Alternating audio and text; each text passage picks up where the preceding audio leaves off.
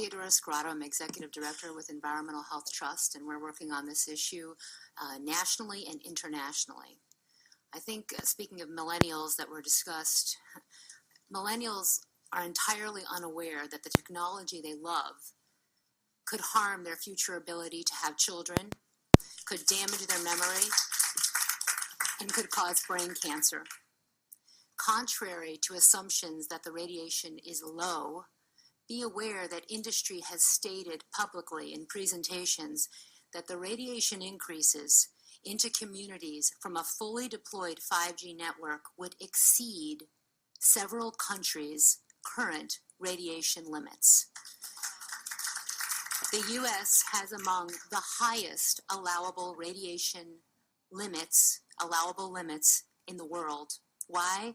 Because, as was stated 22 years ago, the EPA was actually defunded from researching and setting proper safety standards that protect us from biological effects, and instead adopted radiation limits by industry-filled groups based on outdated science. And as a recent Harvard investigation documents, our agencies are captured at the highest levels, with a revolving door between FCC leadership and wireless executives.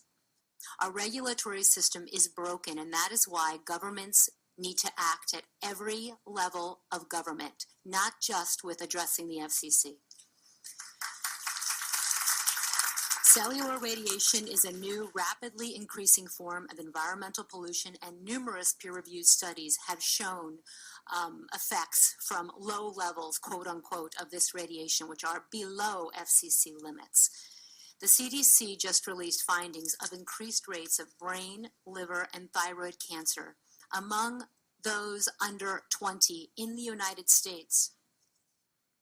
And replicated research has shown that this radiation can promote cancer growth when in combination with other toxic exposures. Hundreds of scientists have issued an appeal for urgent action to halt 5G because of this science showing effects below government limits. I just want to point out, as was stated earlier about the firefighters, there was neurological damage shown. International Association of Firefighters disagrees.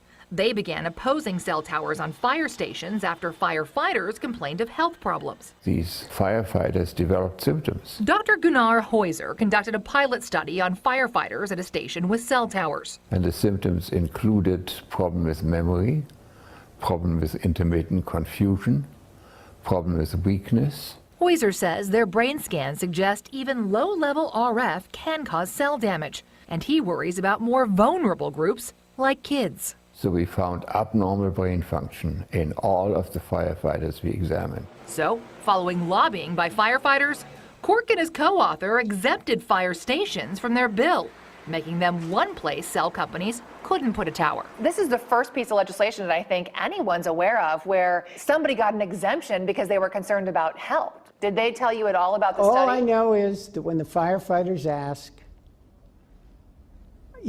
I do what they ask me to do. Because they're strong lobbyists? Yes. So if, say, school teachers and parents had a strong lobby and they asked you to pass something that would prevent these from going up in your schools, would you do that? If I couldn't get the votes any other way.